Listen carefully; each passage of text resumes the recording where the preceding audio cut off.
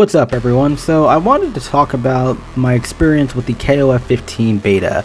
I played over 13 hours of it over the weekend, and I wanted to share my thoughts on how I think the game was, how I think the beta experience was, and just how excited I am for the full retail release of KoF15. So I want to start with the beta experience as a whole first before I get into the game itself, because it was kind of rough. On Friday, I could not find any matches if I clicked on casual match, no matter how much I tried.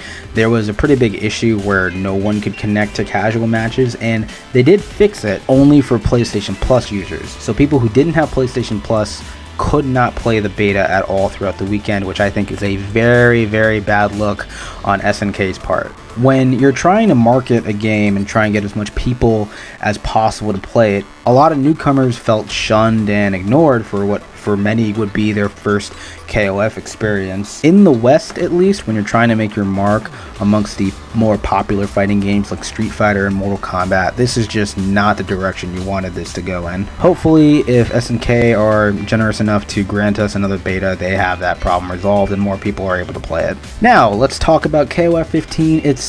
So I'm going to start with the visuals first, and I really like the way the game looks. It's like a mix of Samurai Showdown and Street Fighter 4, which is probably not the most apt comparison considering that Samurai Showdown, took a lot of stylistic directions from Street Fighter 4. So visually, I like how colorful and vibrant the game is. Like, the colors just pop. A big issue I had with KoF14 was that the colors were so flat, so a lot of the alternative costumes that characters had just did not land very well. Like, it just had no flair or nothing to really catch your eye. That's just how kind of dead the colors were in 14, where in this game they really do stick out. I also really like the presentation route they took with the in-game fights, with how the camera is a lot closer to the character models, and how they try to utilize the announcer to be a lot more dynamic than in previous games. Depending on how many characters are left on a team, the announcer will dynamically adapt to what's happening and give you a much more thorough and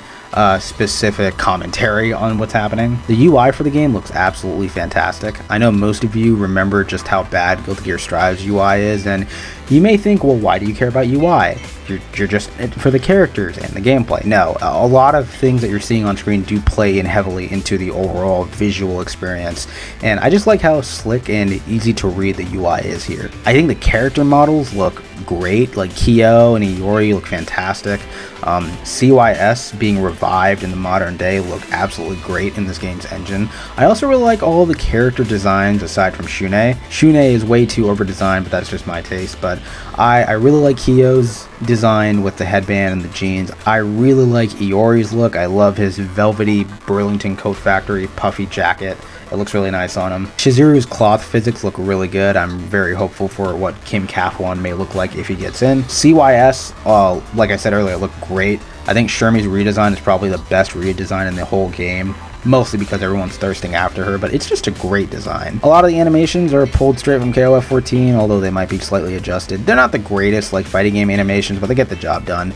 I really like how the particle effects look. They're very bright and pronounced. They look like plasma shooting out on your screen, especially during like moves that have fire effects or explosive properties. Overall, anyone who says that this game looks worse than 14 is on fucking crack. Now on to the online, which I thought was pretty great for the most part. I had a few matches where there was some teleporting here and there, so it made fighting Iori a lot harder than it already was, but no, most of my matches played like a dream. I don't know if this netcode is as good as Guilty Gear Strive's in terms of like minimizing the latency on Wi-Fi connections, but when two people are wired, it plays like a dream. Now on to the most important part, which is the gameplay, and it's a KoF game. I know a lot of people were very up in arms about how simplified the inputs were. No pretzel motions, no loop-de-loop-de pull, and now your shoes are looking cool motions. It's all very straightforward and easy for newcomers to digest, but that has no effect on the execution of the game. It's not KoF13 Trials level of execution for sure, but you still need to be on point if you want to make all of your hits count, which I love. Chaining lights and like kicks and punches to command normals, and then canceling them into max mode, and then doing EX moves, and then canceling your special moves into super specials, and all that good stuff. All that goodness is still there, and it's still super satisfying to pull off. I think the way meter was redesigned for this game, coming from 14, was very smartly done. I love that EX moves only take up half a bar, so you have a lot more at your disposal. So as opposed to KoF 14, you're not overly reliant on meter in this game because you're always going to have it.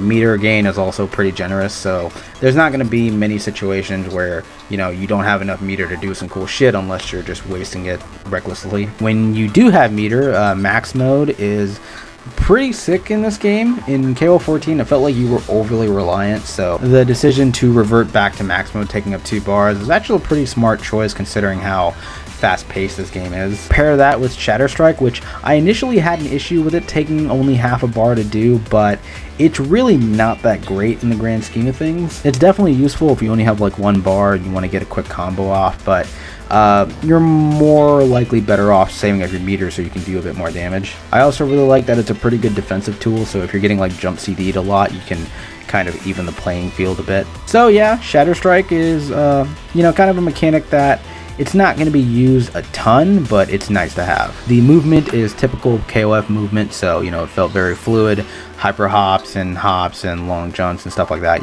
It's great to have mobility options, and it's pretty cool to see that they didn't simplify that aspect either, though playing on a PlayStation 5 controller, it definitely made executing those hops and stuff a lot harder than they had to be, but that's just my personal experience. Speaking of playing on a PS5 controller, they're typically not great for fighting games. I don't like using them for fighting games, but even disregarding that fact, it felt like the inputs were a bit too slippery with how the game kind of buffers its inputs. There were a lot of moments where I was like running and I would try to cancel into like say Kyo's Rekka, but I would get his DP instead, even if I ended the input on the last forward motion. It made spacing and picking the right moves way more frustrating than it had to be, in my opinion. Hopefully there's kind of an adjustment to how the input system works, because I'm not sure if it was just me, but I'm sure a lot of people probably had the same issues, because I also did see a lot of other complaints about the special cancel windows being too small for some characters. There were a lot of times where my cancels were not going through, and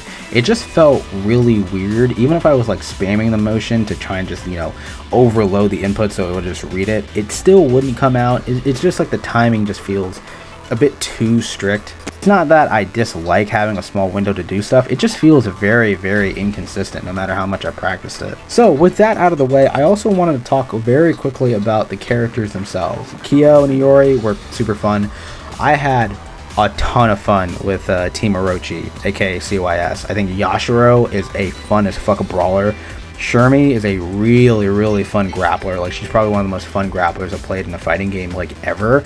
She just has such interesting moves that she can grapple you from, and doing her corner combos and command grab combos were just super fun. Like, I think Shermie is definitely a main for me, and I probably am gonna have to say the same for Chris. Chris was so much fun too. I love how like skittish and scattery he is. He just speeds by everyone, and his combos were really fun to pull off too. He's gonna be hella fucking annoying for sure, but I think as in terms of a base character design, how they're made, how they're fitted into KoF 15, after being away from the series for about like 20 years, I think they fit right at home, and I'm really excited to see how they interpret other characters that weren't in 14 in this game, like Ash and wow, it's really only Ash so far, isn't it? But yeah, aside from the beta having its own issues and possibly limiting its appeal to those who wanted to try it,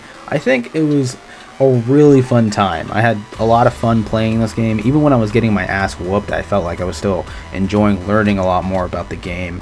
It's a lot of fun. I cannot wait for the retail version. I feel like with the changes made to the battle system, every character is just gonna be their own beast, and not to say that wasn't the case in other KOFs, but I feel like here, the way it's designed and the numerous amount of possibilities, it's just going to make a lot of the character diversity much more important. I can't wait to have my team of Terry, K-Dash, and Mai and, you know, try out a bunch of other characters that I typically wouldn't have when I played 14, but seeing how 15's visuals and gameplay changes have made me very interested in the game. I am super excited to try out the entire roster too. But if I haven't said it already, I am super amped for KoF 15. I think it could be something special, and I think this is going to be the biggest KoF game yet in terms of scope and audience, and, you know, more people playing KoF is always a good thing. Those were my impressions for KoF 15. What did you guys think? How did you guys like the beta? What are you excited for? What did you not like? What do you think should be adjusted? All that good stuff, you know, comment that down below.